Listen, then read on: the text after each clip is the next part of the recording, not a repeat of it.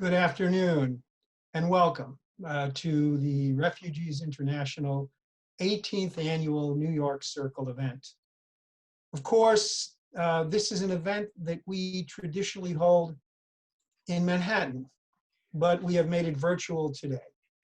I'm Eric Schwartz, president of RI, and I'm delighted to welcome you all.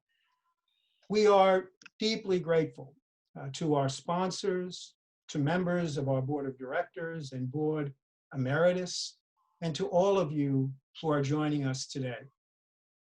The COVID-19 pandemic has imposed dramatic challenges for some 80 million refugees and internally displaced people around the world, impacted by persecution, by conflict, and by human rights abuses.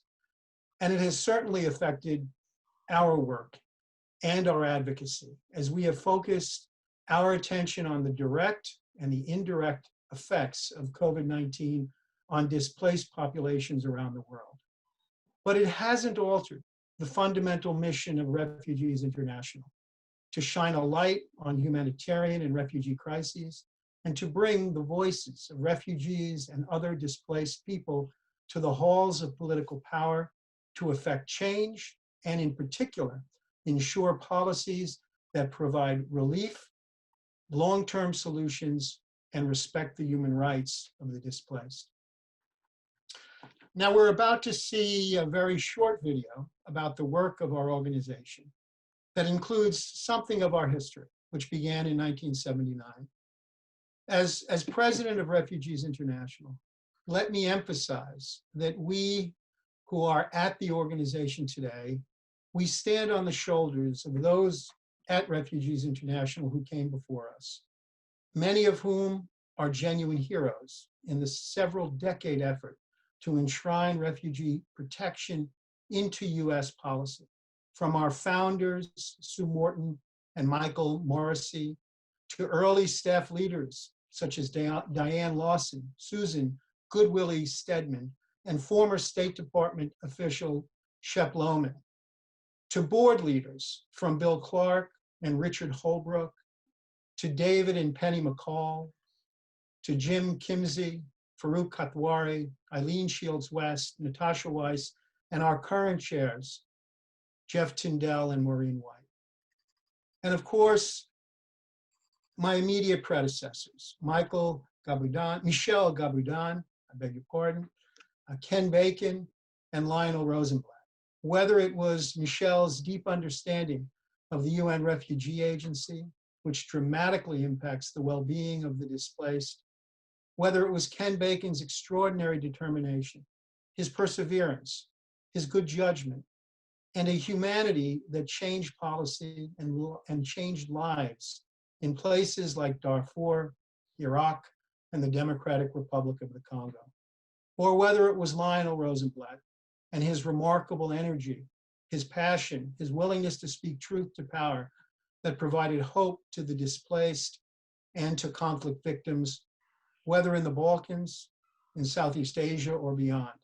I'm humbled by the roles these stewards have played.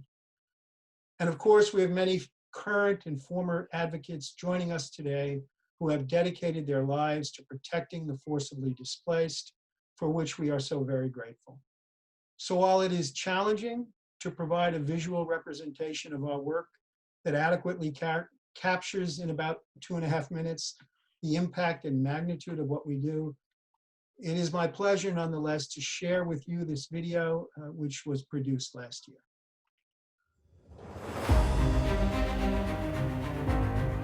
%80 of the city was destroyed when it was liberated from ISIS.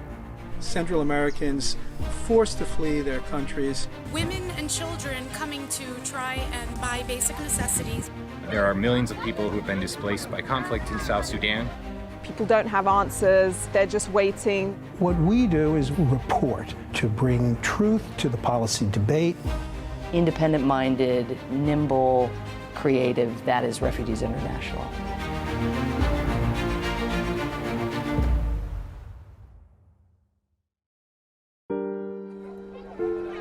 The world today is facing the largest numbers of people who've been displaced from their homes since these numbers have been recorded in the Second World War.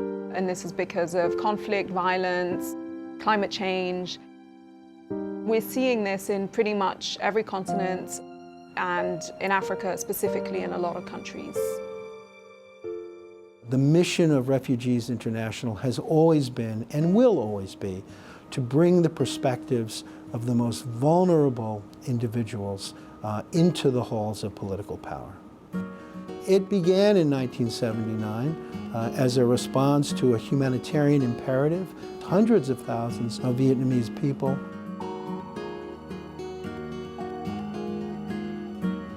Eight months ago, Malaysia became fed up with refugees. Navy gunboats have towed thousands of refugees like these out to sea to uncertain fate. If anything ever convinced me that advocacy worked, it was that night standing at the fence with Jimmy Carter. It was a warm night in Washington. We were singing as we marched to the White House. And then all of a sudden we saw a door open, and we saw this man walking down by himself. Someone said, "It's the president." Shirt-sleeved President Carter, he saw them from his bedroom window. With just some security guards accompanying him, went out to talk. The president pledged the United States would, quote, "do all that we can to save the boat people," adding, "Together, we're going to let everybody on earth know that America has a big heart." One of the things that RI has always believed is that one person can make a difference. The fact that Refugees International gets money only from private sources and is so independent frees it up to be a truth teller. The most recent estimates are that nearly 70 million people around the world are displaced, either outside their countries of origin or within their countries of origin. The work of Refugees International has never been more important to promote the ideal that we can be a country and a world that welcomes the stranger. In the coming years, Refugees International will be larger, more active, and more comprehensive in its coverage than we have ever been in our history.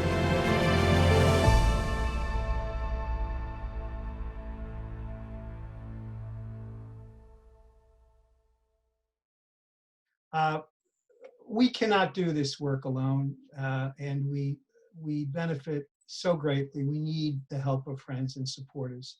If you're able to donate today to support Refugees International and our mission, we would be most grateful. I believe there's a donation link in the chat box. It'll remain there through the event. And with your help, we can continue to elevate the voices of the forcibly displaced around the world. We have a great program for you today with some very special guests. And I'm going to introduce our first distinguished guest, Ambassador Linda Thomas Greenfield. Ambassador Thomas Greenfield served as U.S. Ambassador to Liberia and U.S. Assistant Secretary of State for African Affairs. She led the management of U.S. policy toward sub-Saharan Africa with a focus on economic empowerment, on peace and security, on democracy and governance. And of course, prior to those positions, Linda Thomas Greenfield was Deputy Assistant Secretary of State for Population, Refugees, and Migration, and has been a staunch advocate for refugee well-being around the world. Ambassador Thomas Greenfield is currently a Senior Vice President at Albright Stonebridge Group and is a member of the Refugees International Advisory Council. We are delighted and honored to have Linda join us today. Linda? Well, thank you so much, Eric. And I am delighted and honored to be here with you today. And I want to thank all of you for being with us today in support of Refugees International. In these very challenging times, and they are challenging times, it is critical for us to stand together, to advocate for the millions who find themselves forcibly displaced in the world today. Today, we honor those who remain steadfast in their commitment to helping and empowering refugees and others who are forcibly displaced around the world. One such hero is human rights activist, former United Nations rapporteur, and Refugee International Advisory Council member, Juan Mendez. As a distinguished lawyer from Argentina, Juan bravely represented political prisoners for which he was arrested, detained, and tortured by the Argentine military dictatorship. Juan launched the Human Rights Watch Americas program, serving there for 15 years of his esteemed career, and he also served as special advisor to the UN Secretary General on the prevention of genocide. He has taught human rights law at the Washington College of Law, Georgetown University, Johns Hopkins, and the University of Oxford. It is my pleasure to introduce Juan Mendez, who will present our Richard C. Holbrooke Award. Greetings. I'm very grateful to Refugees International for giving me the distinct honor to present the 2020 Richard Holbrooke Award to Maria Cristina Muscustoro, especially because I've had the good fortune of having her as a very distinguished student of international law at the Washington College of Law of American University. Maria Corina is a Venezuelan human rights lawyer and a feminist activist, and she is awarded this important distinction for her work in creating and developing Venezolanas Globales. Venezolanas Globales is a network of women of the Venezuelan diaspora that, despite the restrictions imposed on them by forced exile and on all of us by COVID-19, has already reached about 2,500 women in 14 cities around the world in only 2 years. Through an online platform and on-the-ground workshops and meetings, Venezolanas Globales fulfills Maria Corina's dream to, and I quote, make visible the talent and leadership of Venezuelan women in search of opportunities. It's a pleasure to present this award to Maria Corina Muscustoro. Thank you. I am extremely honored and grateful to be the awardee of the 2020 Richard Holbrooke Award.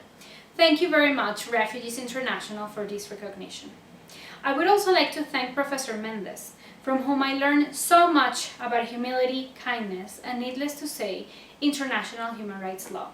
From Professor Mendez, I also learned that when dictatorships intensify, our voices of dissent need to become stronger. When Katie Morton was delivering this same award last year, she stated, "Whether we are called refugees, migrants, displaced, we are talking about humans in need." And with this, I want to begin by telling you a story. Heidi, a female professional with a university degree and a newborn child, was struggling in Venezuela. Her salary fell short every day with the skyrocket inflation and a minimum salary of around 10 USD in 2017. She could not buy contraceptives because they have become impossible to find for women and girls. If she could find food after long lines in the grocery shop, mostly done by women, she would prioritize food for her daughter, and sometimes she ate once a day. A pattern seen in Venezuelan families where the mother was the last one to eat. She lost around 40 pounds that year. Haiti, as well as other 5 million Venezuelans in the past year, decided to flee in 2017. Similar to Haiti, women and girls are leaving to give birth in Colombia because Venezuela cannot even provide a decent public hospital for them and the newborn to survive, not just live.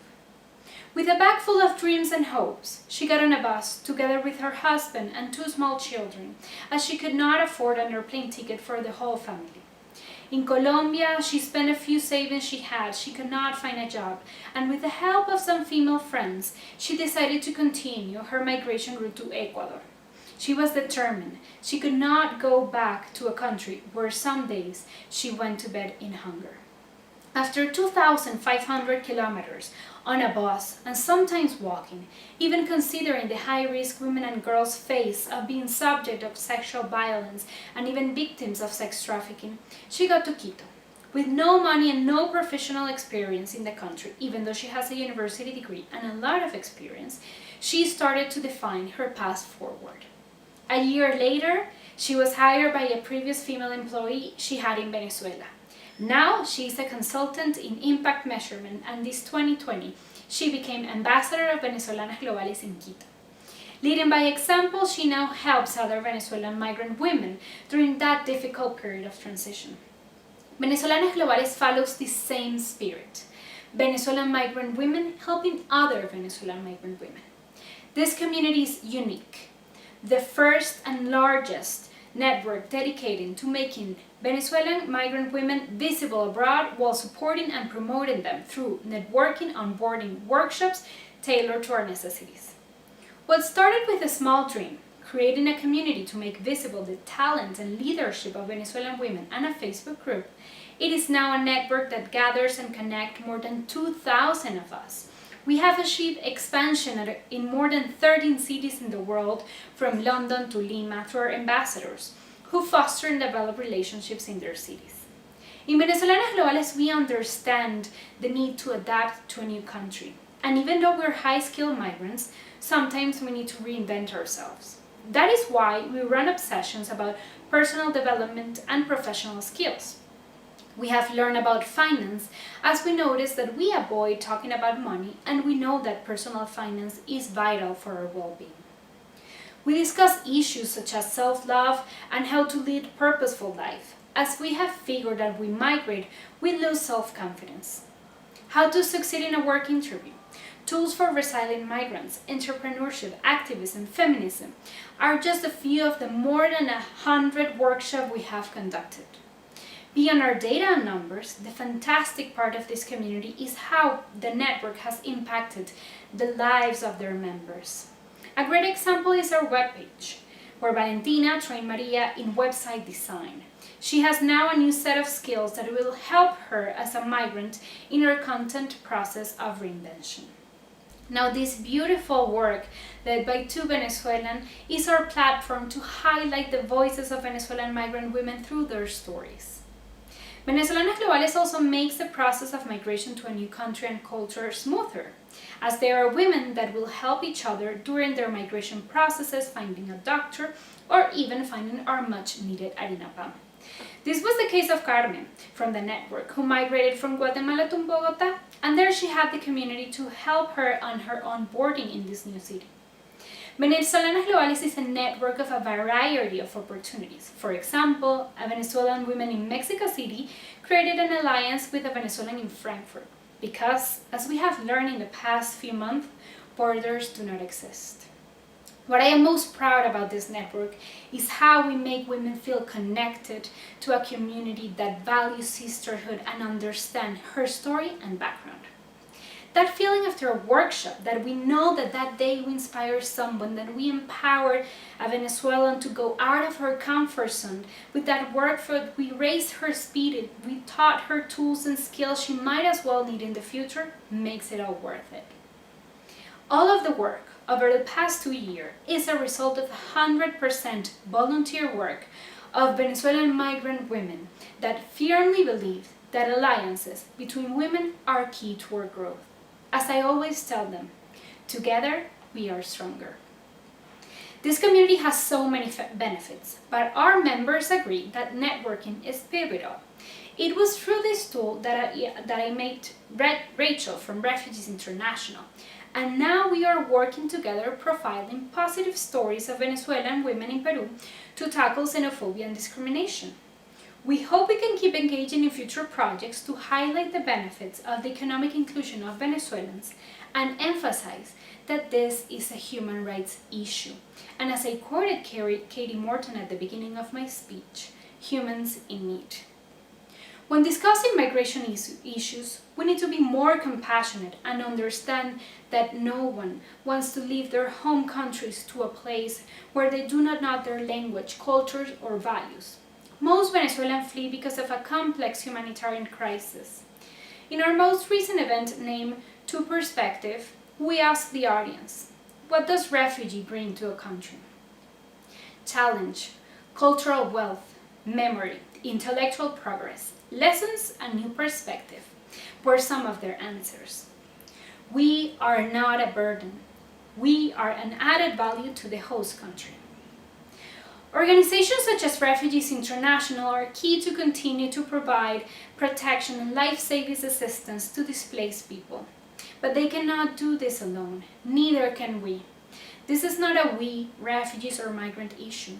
This is an us issue. Day-to-day citizens, regular persons are pivotal to support the work that helps refugees and displaced.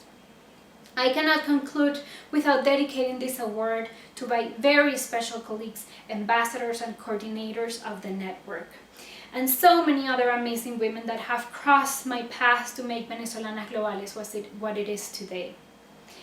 Here is to strong migrant women. May we know them, may we support and empower each other. Thank you.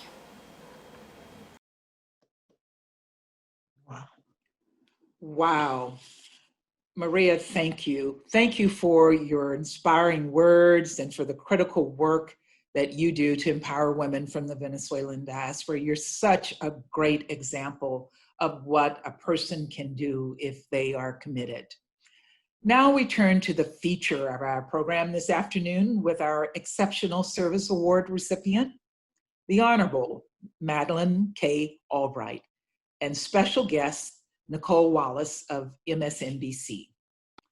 Before we begin our interview, it is an honor for me to be able to recognize my friend and my boss and one of the most inspiring women in this country as the very first Secretary of State.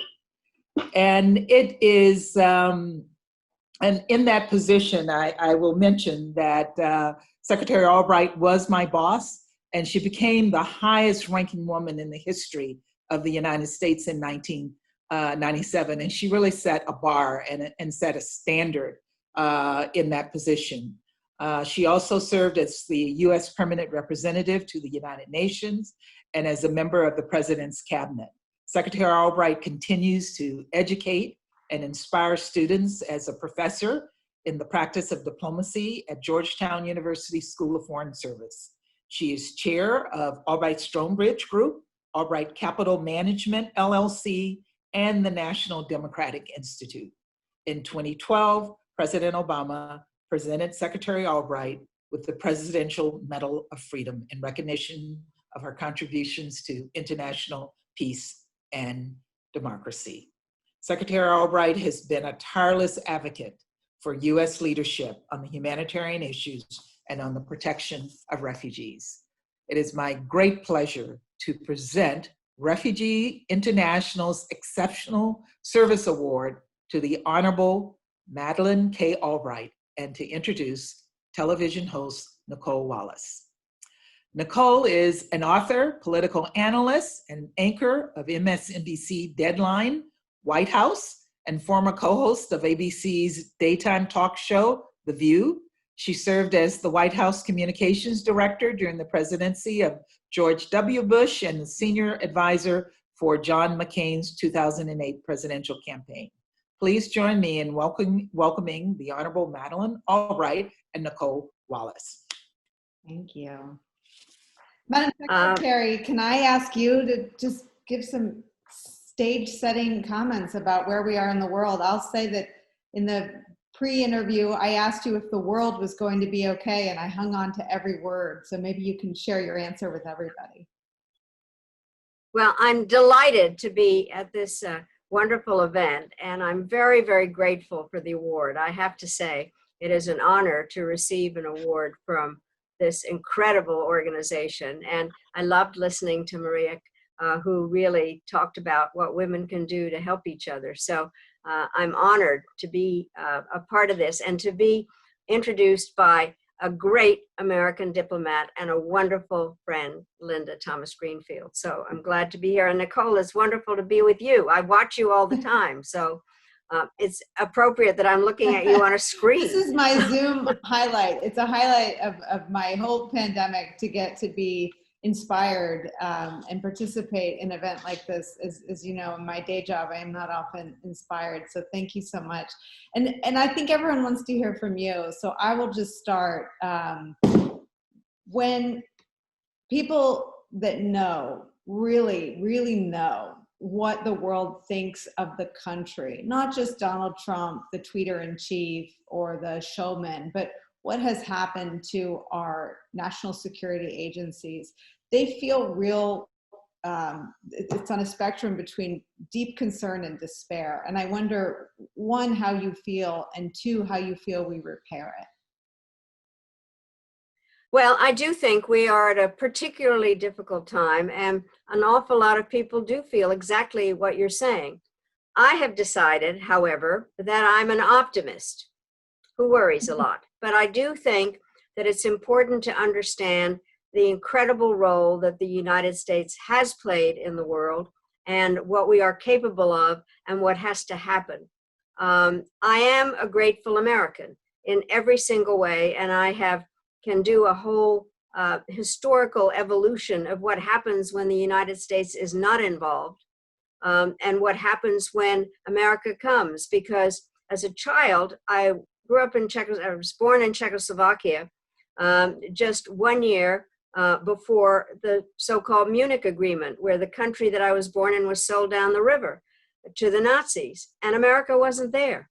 And then as a child, when we lived in London, and I was 7 years old, and the Americans arrived, and the soldiers, and it changed everything. And I can go through history in that particular way, understanding what America's role is. And I can't tell you, nothing made me prouder than to sit behind the sign that said the United States. And so I think we have to assess that we are and have been regarded highly in the world, that people don't want us to dominate the world, but they need us as a partner. And I think that that is a role that we have to get back to, instead of seeing relationships with the other countries as transactional business deals, and that really see everything from the perspective that the U.S. is a victim. The U.S. is not a victim. And so I believe that in next January, if we really are able to elect a person that understands international relations and and the importance of our country, that we will be able to repair the damage. But I have to tell you, Nicole, I've been, before we were all sequestered in our homes, was able to be at the Munich Security Conference, to which I think you've been, and we were like a joke, and as if we were from some other planet. The Secretary of State and the Secretary of Defense were there, and they were talking as if they had absolutely no idea of what people thought about us. I do think that what is not easy as a former diplomat is to go to a country and not be proud of it and speak badly of it. But I think that one has to have credibility about what we are doing, and that the United States is better off if we are able to engage in partnerships and try to deal with problems that know no borders, such as the COVID virus or climate change or nuclear proliferation. So we have a lot to do, and America cannot be AWOL. America has to be present and a partner. Madam Secretary, you are as closely associated, your policy acumen and your association with America as a beacon for humanitarian purpose are sort of interconnected. And Donald Trump ran on his anti-immigrant policies. He ran as someone who was going to build a wall. 13 days ago, the New York Times had a story about how I think the phraseology is, Donald Trump plans to slash already rock bottom levels of refugees allowed into this country. They're a fraction, a sliver of Obama era levels, as everybody here already knows better than I do. How do you repair the fact that 40% of the country voted for somebody? Because America's standing around the world is deeper and bigger than the person who serves as our president at any time. Well, I have to say that I was obviously very surprised by that election, but I do think that we need to be aware that there were questions even before that election in terms of divisions in the United States. I have to say, when we came to the United States, which was in 1948, coming from a war-torn Europe, and representing a country that had been taken over by the communists, coming to the United States seemed it was the perfect country. And it looked very much as though it was a middle-class country and that welcomed people. But what had happened in the years, and thanks to various issues, financial crises and various societal things, education, all of a sudden there were divisions in our country. And instead of having a leader that wanted to bring people together, what happened was Trump took advantage of it in order to exacerbate the divisions. And I just wrote, I had an op-ed in the FT yesterday, and with one of the lines that I'm going to keep repeating, that Trump was born with a silver spoon and a forked tongue in his mouth. And so what he really, it's been to exacerbate those divisions, but they were there before. I think one has to admit that, and that a work had to be done in terms of not just having, I find it really hard to believe how many poor people are in the United States. And now as we're seeing the systemic racism and a number of very serious issues that have to be dealt with. And so you have to have a president and leaders all over the country that want to understand what created the divisions and try to mend them. But it's going to be work. There's no question. It isn't just going to happen. And I think people need information, which, by the way, is why the kind of work that you do is so important. People want to know what the facts are. They want to know what they have to deal with. They want to be realistic about it and be problem solvers. Thank you for saying that.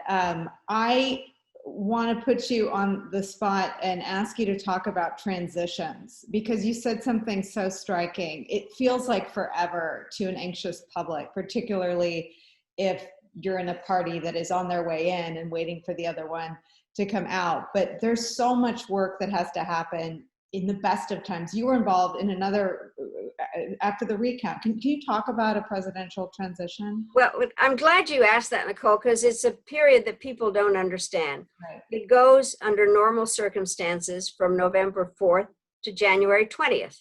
And it is a time that the new people that have been elected literally try to figure out what the crown jewels are. I have been transitioned into, which was, I worked in the Carter administration, and then the Reagan people came in, and then I have done the transitioning.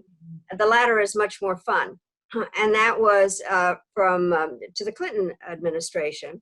But it is a period where the people that are going to have the jobs go to their where they think their offices are going to be, and they literally get information about what are the issues that have to be dealt with.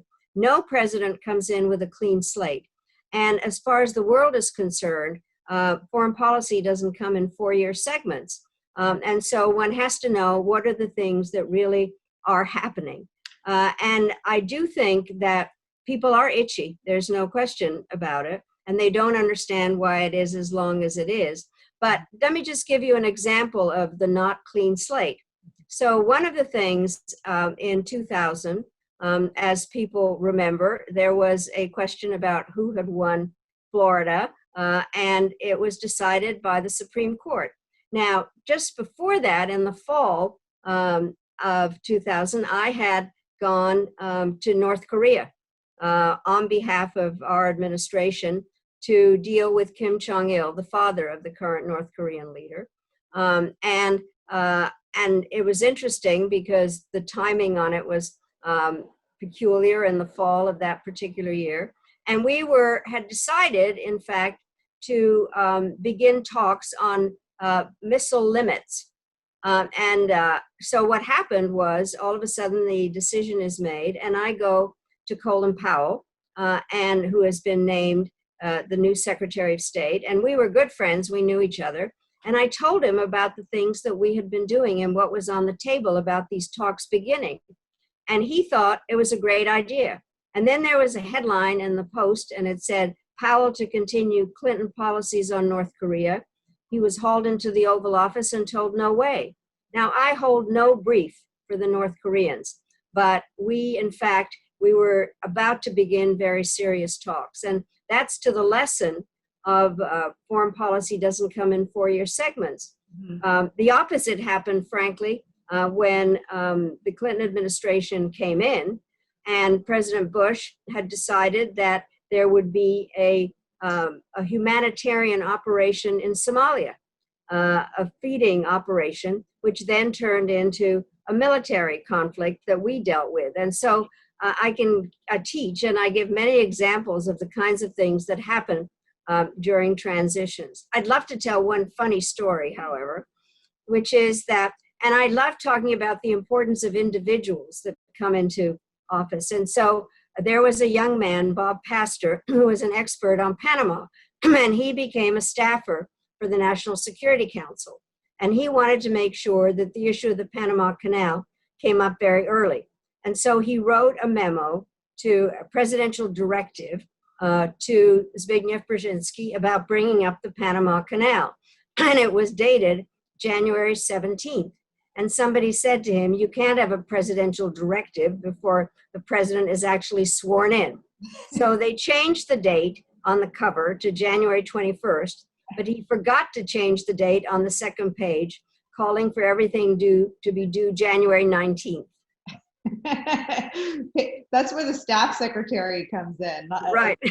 Little known, but very important position. I think everyone wants to think about a different future for refugee policy in this country. And so I want to put you on the spot. You have this famous quote that I've read on my show a couple of times, and I'm going to botch it because I don't have it in front of me, but you were asked how you want to be remembered, and you basically said, I've got more work to do. And I wonder, with the pandemic still raging and really taking the hardest toll on the most vulnerable populations around the world, is there any way that should Biden prevail, could you be lured back into a special mission or any sort of diplomatic or policy role at a Biden State Department?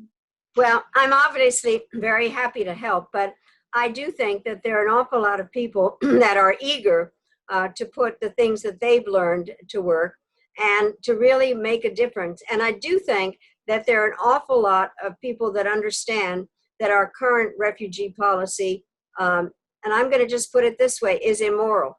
Every country has a right to write its laws to do with citizenship and how people become citizens. But we have been known as a generous country. And what has really happened is that the numbers are perfectly awful in terms of the way that it has been cut down recently. So for instance, what has happened is that, and I never can remember all the numbers, but each year the president authorizes an annual refugee admission ceiling, with the ceiling averaging about 95,000 over the past 40 years. And before he left office, President Obama authorized a total ceiling of 110,000. So he went above that. And then after he came into office, Trump lowered it to about 50,000. And in succeeding years, he's lowered it to 45,000, to 30,000, to 18,000, and just now to 15,000, which is really ridiculous in every way. It is cruel and immoral. And I've been saying the Statue of Liberty is weeping. But I think it also doesn't recognize what refugees bring to our country. And I must say, in kind of looking at the video we just saw, is that people, and the video of of Refugees International, in terms of that people don't want to leave the country where they're born if they can live there and make a living and aren't afraid. But if and when they get into the United States, they want to participate and help. They pay their taxes. They want to be a part of a community and really become a part of America. And America is strongest because we are a diverse population. You use the word immoral. I think, and I've said this a couple different ways, but the through line, I think, of the policies where you are most associated with was America as the humanitarian and moral leader. Can you talk about the process and your role in it in the Balkans? Well, I think that in terms of how decisions are made on this well, let me just say what happened that was interesting, and I am very conscious of my background. I think everybody knows what their background is and what they owe, and I so describe myself. I was asked recently to describe myself at a dinner in 6 words: worried optimist, problem solver, grateful American. And I came into office at the United Nations in 1993, and it was right after the Gulf War. And there were really questions about what was happening to the people in the Middle East. And then that spilled on in terms of the kinds of things that were happening in the Balkans. And because my life truly is insane, my father was the Czechoslovak ambassador to Yugoslavia. And so all of a sudden I was dealing with a part of the world that I understood, that I'd lived in. I can understand the language. And so I was seeing the kinds of things that were taking place in terms of ethnic cleansing to people, not for anything that they had done, but who they were, Muslims, and that the people, the Christians didn't want to deal with. And so I felt that the United States and the international community in many ways could and should do something. And so I do think one can say that we didn't know what was going on during World War II. I wouldn't say that, but there are those who could say it. We now know everything that is going on everywhere. And so I think the question is, how do we recognize what is happening to the people that are subjugated to a government that is against them and who need help and who do become, if they can escape, become refugees and really want to be helped when they come to their new country. I want to give you a chance for a final thought. I mean, I think that when you work in government, you almost take for granted all the benevolence of groups like Refugees International, but you don't contemplate that having those jobs during a Trump administration where policy swerves, not just within a pendulum, but so dramatically to an openly and brazenly anti-refugee policy. I just wonder if you could say a few words about doing this important work at a time like this for our country.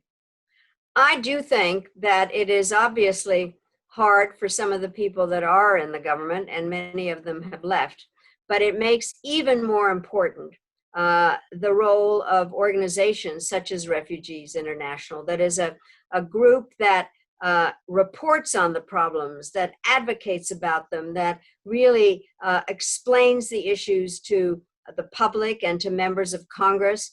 And you have them on their, you interview people. And I think American people are truly generous if they know the facts.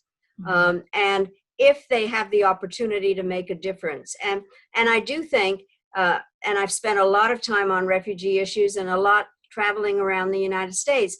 And it's very interesting to see how welcomed refugees are in certain places and are integrated in ways and are helped in so many different ways. And so I think that the issue now is not only for there to be those in government that can develop policies that reflect America's generosity, and then the structure to deliver assistance that is part of the programs that we have, and working with international organizations to make that happen.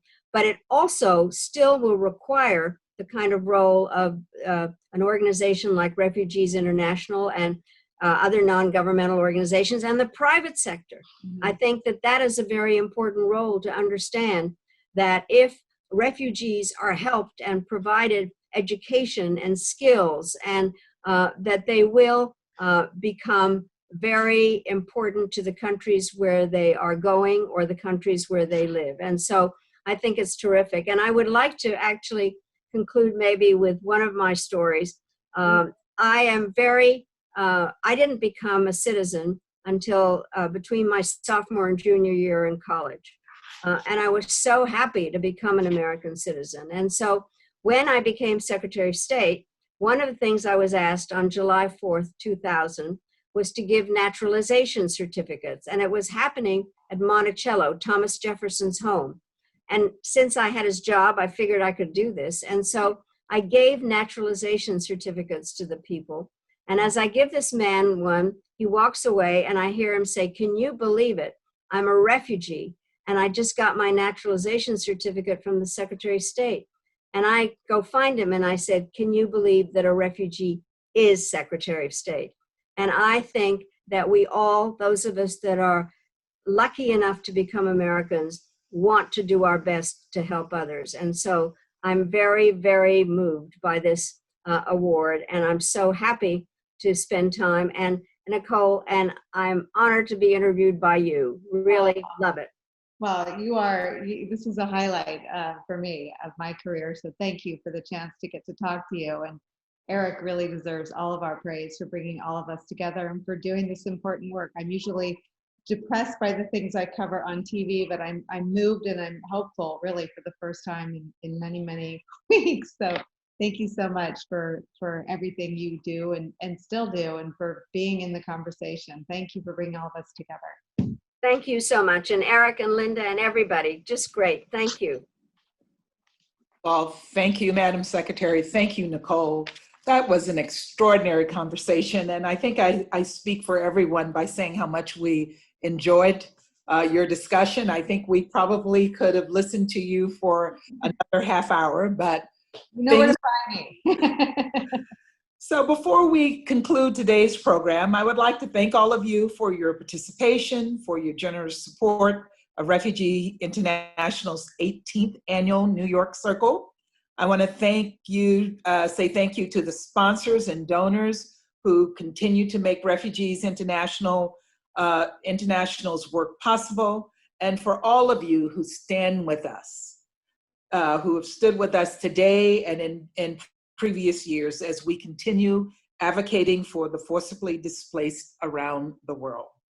I would like now to introduce one of Refugee International's own, advocate for Latin America, Rachel Smithkey. Rachel, I turn the floor over to you. Good evening to all the distinguished guests virtually attending this year's New York Circle event. My name is Rachel Smithkey, and I'm the Latin America advocate for Refugees International. It's my great pleasure to be speaking with you this evening, and it's especially meaningful to be in the presence of the two inspiring women being honored tonight. Madeline Albrecht is living proof that refugees and women have so much to contribute to the world if given the chance.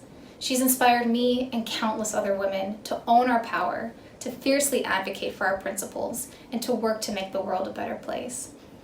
I had the pleasure of connecting with Maria Corina over our shared goals of promoting the rights and dignity of displaced Venezuelan women. Her work at Venezolanas Globales embodies the power of community and the importance of women supporting women. For refugees, adjusting to a new life can be lonely, but the whole Venezolanas Globales team ensures that these women have a sisterhood that supports them in their challenges and also celebrates their triumphs.